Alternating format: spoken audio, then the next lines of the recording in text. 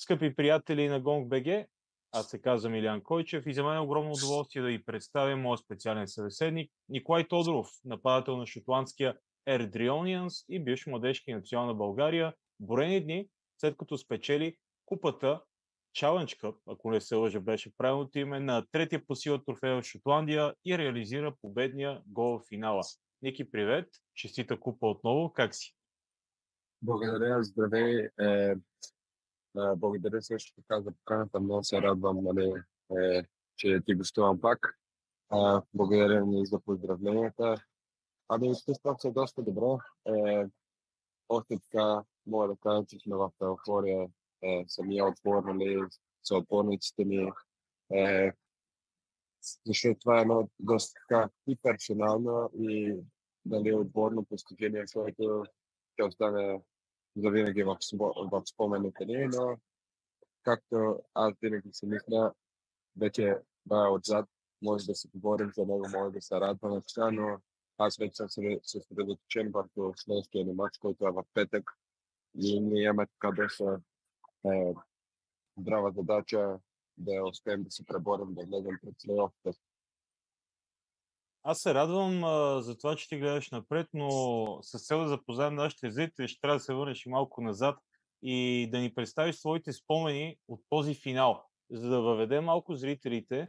Challenge Cup е много специфичен трофей в Шотландия, в който участват младежките отбори на тимовете от шотландската премиершип, т.е. най-големите таланти в Шотландия, които са в Celtic Rangers и така нататък. Участват отбори от Уелс, участват отбори от Северна Ирландия и всички, разбира се, професионални клубове, Чемпионшип Лига 1 и Лига 2 от Шотландия.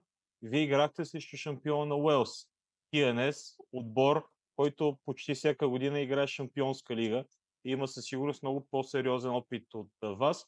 Представи ни матча през твоя поглед. Ами, Беше доста емоционално самия ден, самата седмица за подготовката за матча, защото не знаехме какво ще очакваме. Разбира се, подготвихме се, гледахме видео анализи, знаехме горе-долу срещу какво ще се изправим, но в крайна сметка никой от нас не беше играл с тях в последните години и така един различен отбор от различно първенство, без нали да съм без да показвам неуважение към тях.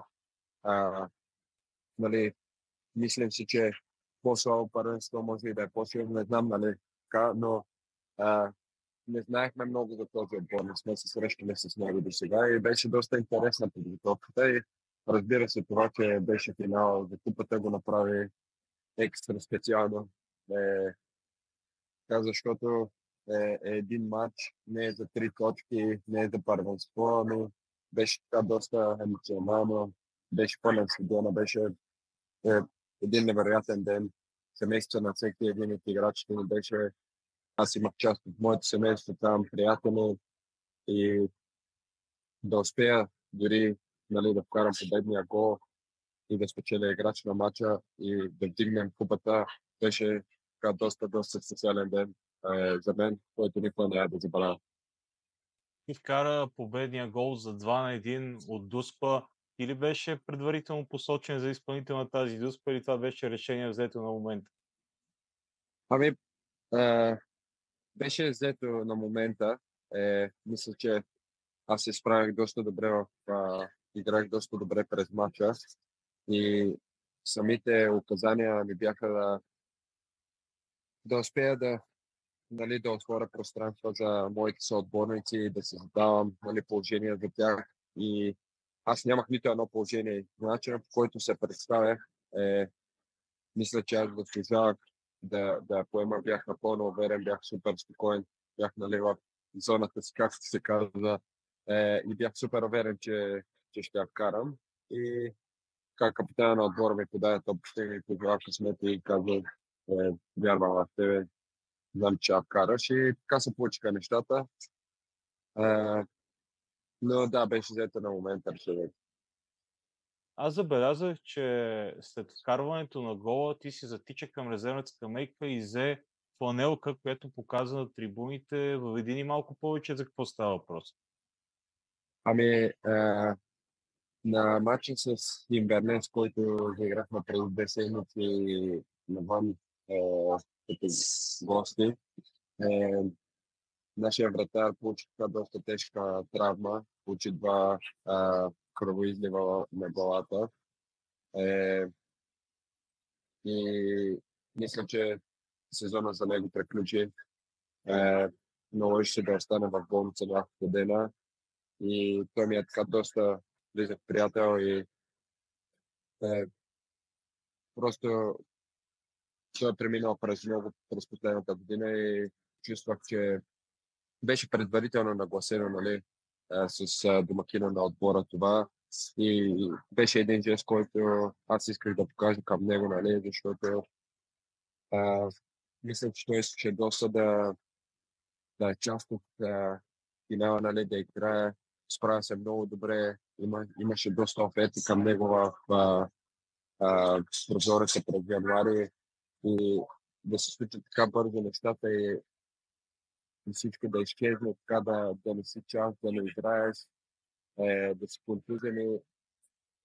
Не е хубаво и мисля, че това ще е един добър жест към неговото семейство и към него специално. Да покаже, нали, че той също още е част, че е, всички, нали, мислим за него и да му даде така като енергия, да може да се върне по-бързо. Искам му палци и от България за бързо оздравяване. Изпращам му цялата положителна енергия, която може да бъде дадена. Ники, това беше твой 10-ти гол от началото на сезона. Каква е твоята лична амбиция през настоящия сезон? Ако не се лъжа, ти доближаваш твоето най-добро лично постижение до момента във всички турнири. Ами, да, това беше 10-ти гол, но да не забравя, аз изпуснах целият първи кръг от първенството поради контузия и така отнеми 1-2 месеца, докато навлеза във форма, докато, нали, отбора потръгне и да заиграем по начина, по който играем в момента. Аз винаги съм казвал, искам да вкарам колкото се може повече, искам да пренеса също така с играта, с физиката, с опита, който имам към отбора, нали, което мисля, че за това го правя. Е, и чувствам се добре, мисля, че не остават точно 8 мача до преди плейофите. Ако мога да помогна с голове, ако мога да помогна с моята игра, за мен това е моята цел, нали, до края на сезона. И както го казах преди това, моя мантампът свършва този матч, да мина дали е лош, дали е добър, дали сме свършили наравно, няма значение. Понеделник идва, пак трябва да си върши работата, идва ново начало на нова седмица, нов матч, всичко така и може би ще погледна, знам, че съм, нали, на 10-ти гол, но може би ще погледна след сезона колко, нали, са головете. За сега искам просто да си върша работата и да вкарвам колкото се мога повече. Вие към настоящия момент се намирате на 4-та позиция в шотландския чемпионшип. Това е позиция, която след края на сезона може да ви даде право да участвате на тези плейофи, за които вече ти спомена, с шанс за класиране във Висшата лига. Аз предполагам, че това не е било поставено като цел в началото на сезона, но гледате ли вие към участие? Вие лично в Съблекални така поставили сте като ваша цел да успеете да Ами, участвате в тези матчове? има доста голяма смеска между опитни футболисти, доста млади в отбора. Няма толкова много момчета, колкото са така, на средна възраст, както се казва за един футболист. Може би в началото си поставихме като цел да влезем в плейофите, нали, не за промоция, защото отбора е доста млад. Повечето са младите, отколкото ние по-опитните. Но в момента, откакто новата година се дойде, е, ние започнахме да трупаме доста точки, започнахме да играем доста добре, спечелването сега на купата, мисля, че ще ни даде също така доста голямо самочувствие. И знаеш, в футбола може да мечтаеш колкото си искаш. И как да го кажа, никога не знаеш какво може да стане. Мисля, че трябва да го поемем матч за матч, както в момента го правим, всеки е фокусиран да си върши тяхната работа. Както и аз моята да вкарвам, да успявам да участвам всеки добра игра също. Но никога не знаеш, ще го вземем матч за матч, имаме 8 оставащи матча и мисля, че с тази група, с тези специални момчета бихме могли да постигнем нещо. И аз трябва да го вярвам това. Ако не го кажа сега и аз не го вярвам, това е непостижимо. Така че бихме могли да го постигнем. Ти вече играеш от много години в Шотландия, но ако не се лъжа, така и не успя да достигнеш до шотландската висша лига. Може ли се каже, че това е така твоята основна цел в момента и те мотивира допълнително в рамките на настоящия сезон да се представяш и по-добре и през следващия сезон да играеш за Ердри в висшата лига? Ами аз няколко сезона съм вкарвал по двойни фигури в Чемпионшип. Един път съм ставал в отбора на сезона. Като имаме предвид, че този сезон тогава имаше доста нападатели, които играха за своите национални отбори. Лиам Бойс, Иван Нейсмит, който се менеджер сега на Хартс. Чарли Адам, имаше доста силни отбори. Дънди, Хартс бяха в това. Аз не успявам, моята цел не е да се доказвам на някой, моята цел е да се доказвам на себе си, да се подобрявам. Мисля, че до сега това ми е най-силният сезон. От гледна точка на всякакви статистики, мисля, че в момента аз се чувствам най-силен. най- най-добре бих казал от всички сезони. Мисля, че е неизбежно това, ще дойде един ден. Но, както казах, ние трябва да се свършим работата и да гледаме всеки ден и всеки матч да играем все едно това не е за последен матч и да видим това, докъде ще ни доведе. Може би най-престижната победа, която постигнахте през този сезон, бе срещу отбора на Сейнт Джонсън, когато ги елиминирахте от турнира за купата. В този матч, така да го кажем, ти вкара гол на националния вратар на България и твой близък приятел Димитър Митов. Споделени първо, какво си говорихте вие преди матча, какво беше чувство да играете един срещу друг за първи път по време на матча и как повлия и тази победа всъщност на вашето самочувствие като отбор? Ами, ние с Митака си говорим, нали, така доста често. Аз да се подкрепям. Много се радвам той как се справя тук. Мисля, че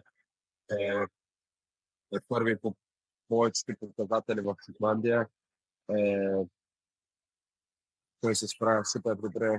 Опитвам се, нали, да му помогна тук с живота, да се вижда колко се може по-често, нали, да го направя неговото пребиваване по-лесно, по-enjoyable, както се казва. Но той се справя много добре. През седмицата преди малко, нали, така, говорихме доста, разменяхме доста приказки, закани, шеги. Но част, това е част от съперничеството, нали така. И както си казахме, по време на матча приятели няма, той играе, за да се докаже. Това е най-престижната купа в Шотландия, нали така. Няма приятели на терена. Той играе да се докаже и да спечели и да прогресира с неговия отбор. Същото нещо е така, нали, при мен. Аз се опитвам да игра колкото се може по-добре, да прогресираме с нашия отбор и бях на точното място, на точното време. Да, мисля, че играхме и бяхме по-добрия отбор. Играхме и бях на завършващата фаза. И така. Но държахме се професионално след мача. Разбира се, защото знам какво е да загубиш. не съм го натяквал, нали, след мача, защото не поради причината, нали, аз бях човек, който, нали, вкарах, но знам какво е да загубиш и знам, че той е с много хубав характер, той е победител, той иска да побеждава, нали, навсякъде, дори на тренировка, в игри, дори на каквото и да играем, той се опитва да, нали, винаги да побеждава, така че бях там за да го подкрепя и ние просто бяхме по-добри отбори и така. Един любопитен факт, който видях за Airdrie е, че вашият менеджер всъщност е и твой съотборник. Все още играе. Говорим за Рис Маккейб, който едва на 31 години и да кажем, той е мой набор. Роден през 92 година. Роден през 92 година е малко по-голям от тебе. С 4 години, нали така? Да. Какво е усещането твой съотборник и човек, който е деца вика малко по-голям от тебе, да ти бъде твой менеджер? Мисля, че е по-лесно да се контактува. Имал съм, нали, доста опитни, доста менеджери, които са били играели на доста високо ниво, така. Но мисля, че тази година с Рис това доста ми допада, защото той на терена може да се комуникира доста по-лесно. Някой път наистина нещата, които както ги виждаш отвътре, не можеш да ги видиш така, нали, отвън и обратно. Някой път ще допусне грешки, той е млад менеджер, но играва на доста силно ниво. Все още също играе, така че мисля, че тази бариера, която някой път е между по-възрастни, нали, треньори и млади играчи, няма я тази бариера. Доста по-лесно е, нали, да се комуникира с него. И също така, като виж, че твоя лидер един вид е Рамо Герано с тебе и се бори. И мисля, че това се оценява от доста от младите момчета, нали, в отбора и е така доста позитивен аспект за нас. Ники, за финал на нашия разговор, какво си пожелаваш в личен и професионален план до края на сезона? Пожелавам се съм жив и здрав, пожелавам се да вкарам доста голове и си пожелавам повиквателно за националния отбор.